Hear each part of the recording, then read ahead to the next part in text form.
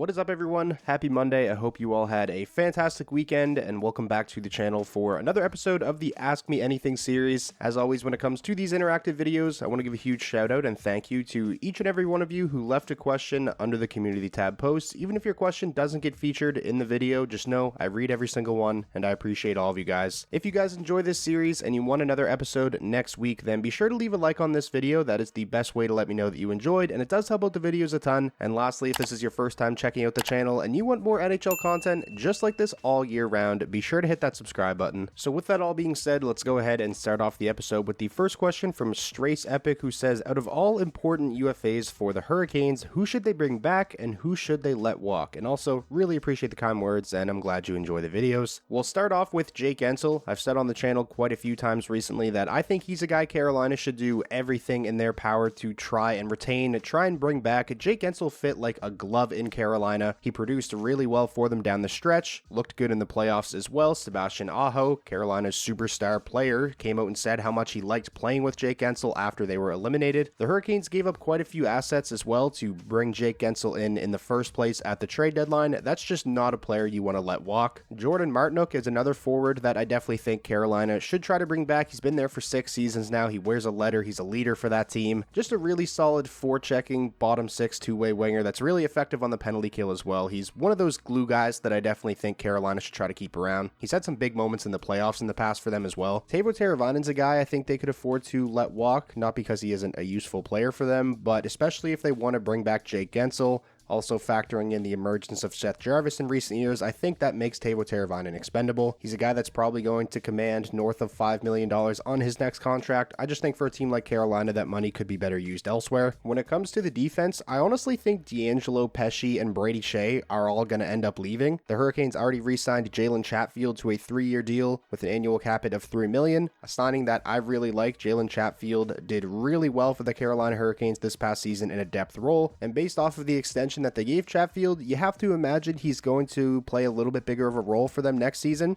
Not saying he's going to be a top pair guy, but I definitely think he's going to see an increase in minutes from the 15 minutes he played per game this past season. Overall, even without Pesce, Shea, and D'Angelo, I think Carolina's blue line is going to be just fine. You have someone like Scott Morrow, who's expected to play a full-time role for them next season. Alexander Nikishin is expected to be a big part of their blue line within the next year or two. You want to keep maximum cap flexibility moving forward, especially considering the fact that Jacob Slavin is going to be in for a massive extension. He's heading into the following year of his contract next season. In my opinion, Carolina's top 6 in terms of the defense next season is going to look something like Slavin, Burns, Orlov, Chatfield, Scott Morrow, and then maybe, a depth defender that they get in free agency. Dylan Coughlin can probably play some minutes in the NHL. So that's my take on what I think Carolina should do this offseason when it comes to all of their unrestricted free agents. The next question we have comes from Sam Collins, who says, random but interesting question. Who do you think should be on the cover of NHL 25 if you're into that at all? I am into that kind of thing. I buy the game every year. Me and my friends play ESHL multiple times a week. Feels like I always have the same complaints about the game every year, but at this point it just doesn't feel like there's ever going to be that big of a change. In the NHL franchise, it's sort of the same game every year, just with a different skin, but I'm a sucker. I still buy it. In terms of the cover athlete, I wouldn't be surprised if McDavid is on it again. He was on it in NHL 17, but I mean, we saw Austin Matthews on the cover twice already, so I don't think it would be a shocker at all if McDavid's on it again. Nathan McKinnon wouldn't be a bad option either. He's probably going to end up winning the Hart Trophy this year, so I think this would be a good year for him to be on his first NHL cover, but considering the fact that an Avalanche was on the cover last year, Cale Makar, I think that's kind of unlikely. Someone from the Florida Panthers makes a lot of sense, I think. They've gone to back-to-back Stanley Cup finals. It's looking like they're going to win the Stanley Cup this year. They're just one win away. Someone like Barkov or Kachuk, I think it'd be pretty cool to see them on the cover. Moving on now to the next question. This one comes from NQ Productions, who says, after the results of Game 4 with Edmonton's dominant win, do you think they actually have a chance to pull off the reverse sweep and come back to win the series against Florida or no? And after the unfortunate performance that Bobrovsky had, do you still think he could win the Conn Smyth if Florida wins the cup? And also, really appreciate the kind words, and I'm glad you enjoyed the videos. I definitely still think Florida's going to end up winning. I was actually pretty happy to see Edmonton win in Game 4. I didn't want the Stanley Cup Finals to be a sweep. I wanted it to be, a bit more of a competitive series, so it's nice we're getting a 5th game. But man, Florida's just such a good, complete team from top to bottom. I'd be very surprised to see them lose 4 games in a row. When it comes to the second part of your question, could Bobrovsky Bobrovsky still win the Conn Smyth. I think a big factor is going to be how he bounces back from his performance in Game 4. Say if he gets a shutout in Game 5 and Florida wins the Cup, or he only allows, a goal or two on 30 plus shots, then I definitely think there's a good chance he could still win it. But I definitely do think his chances took a bit of a hit after getting lit up in Game 4. If Florida does end up closing this thing out, I definitely think Barkov deserves a lot of consideration for the Conn Smythe along with Sergei Bobrovsky. I mean, the two-way dominance from Barkov has really been a sight to behold throughout the playoffs. He's been all over the place, causing havoc for the opposition in all three zones. Very impressed by Barkov's playoff run so far, so if he ended up winning the Conn Smythe, I don't think I would have any complaints. Next up, this question comes from Lil Timmy, who says, do you think Joe Pavelski will make the Hall of Fame? And also, appreciate the kind words. I'm glad you enjoy the videos. This is kind of a tough one. Obviously, Joe Pavelski has had an unbelievable career, one of the biggest steals in NHL history, a 7th round draft pick from 03, one of the most consistent players of this generation, over 1,300 games played, over 1,000 points. The lack of hardware definitely takes a pretty big toll on his chances to make the Hockey Hall of Fame. I think there wasn't really ever a time where Joe Pavelski was one of the absolute best players in the league. He hasn't won any major individual awards.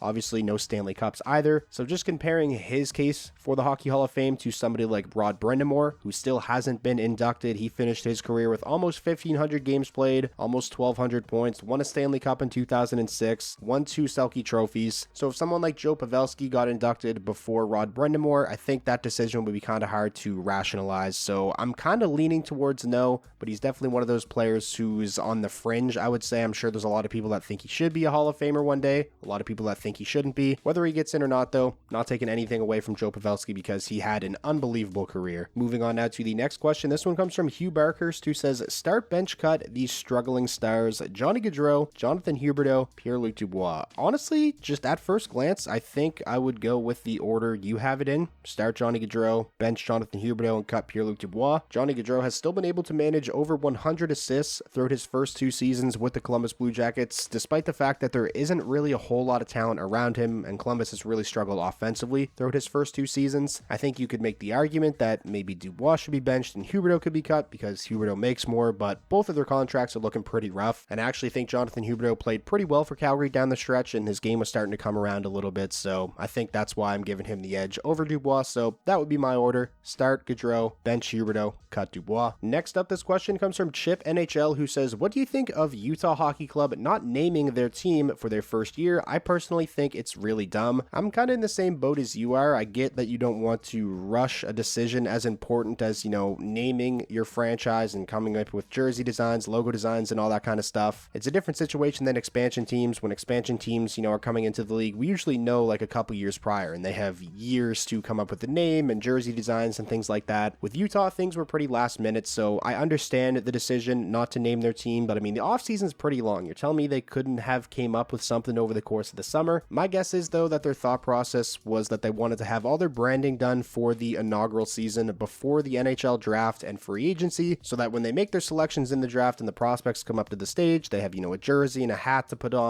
with the colorway and, with at least a logo on it that says Utah Hockey Club. So if they were actually going to name their team something other than Utah Hockey Club and, come up with a logo and jersey design and everything like that before the draft, that probably would have been rushing things. So I think that's why they're heading into their inaugural season, just named Utah Hockey Club. It sucks, but it's going to be fine for 1 year. It's not really that big of a deal. This next question comes from M. Spear, who says, what do you believe that the best development plan for Yaroslav Askarov is? Personally, I think it's trade Lankinen this year, extend Saros, play him as a backup behind Saros in the NHL this year and next year. Then if he does good like he should, trade Saros and have him be the starter for the franchise moving forward. And also, appreciate the kind words. I'm glad you enjoy the videos. I definitely think it's time for Askarov to get an extended look in the NHL this upcoming season. He's had a couple of strong years in the American Hockey League now, got into a few games with Nashville this past season, and he looked really good. I'm very curious to see what ends up happening with UC Saros. He's heading into the final year of his contract. His name has been thrown around quite a bit in trade rumors. I don't think it would be wise to just throw Askarov right into the fire and, have him start 50 plus games as a rookie. So if Saros does end up getting traded, maybe we could see Nashville go out and acquire, a cheap veteran starter on a 1 or 2 year deal to help ease Askarov into the NHL, or maybe we just see Askarov and Lankinen, split the starts and do kind of a 1A, 1B type of thing. No matter what ends up happening, I definitely think Askarov should be starting between 25 to 30 games for the Predators next season. I honestly think the plan you laid out is pretty solid if Saros does end up extending. The next question we have comes from Pierre Luc, who says, who do you think can be next captain in each no captain team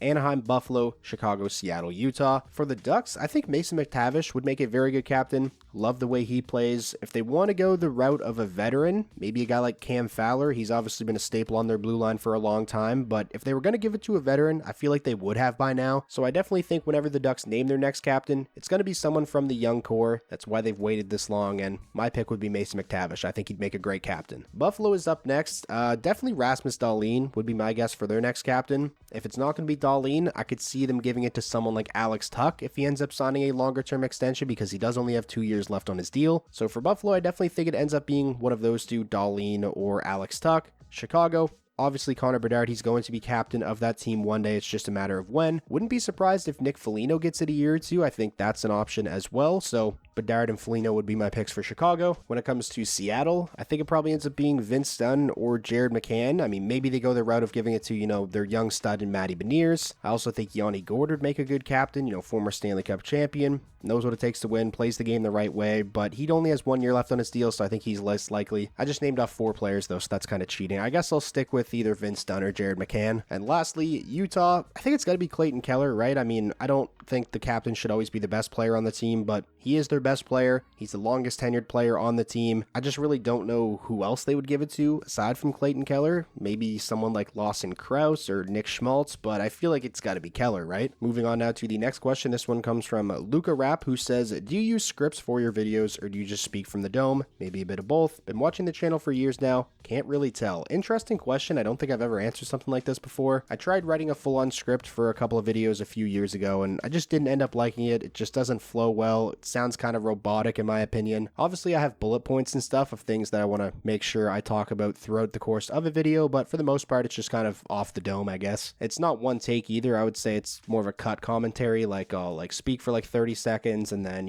cut it together, edit out, the breathing and stuff like that. So that's the format I use. I found it's worked best for me up until this point. And now finally finishing out this episode with the last question from Leafs888, who says, do you think Easton Cowan will make the Leafs roster next season? I think they're going to give him every opportunity in the world to. For a team like the Toronto Maple Leafs who have so much money tied up in their big 4 forwards, it would be very beneficial to have, 1 or 2 or maybe 3 entry-level contracts mixed in that forward group. Even if Easton Cowan doesn't end up making the roster full-time and spend the entire season with the Maple Leafs, I'm definitely expecting him to get at least a look at the beginning of the season, similar to what they did with Fraser Minton this past season, and just kind of see how that works out. So that is going to wrap up this week's episode of the Ask Me Anything series. Like I mentioned at the beginning of the video, huge shout out and thank you to each and every one of you who participated and left a question under the post. If you got all the way to the end of the video and you haven't yet and you ended up enjoying, please remember to leave it a like. It helps out the videos a ton. It's the best way to let me know that you enjoyed. And most importantly, if this was your first time checking out the channel and you want NHL content just like this all year round, be sure to hit that subscribe button, and I'll talk to you all again soon.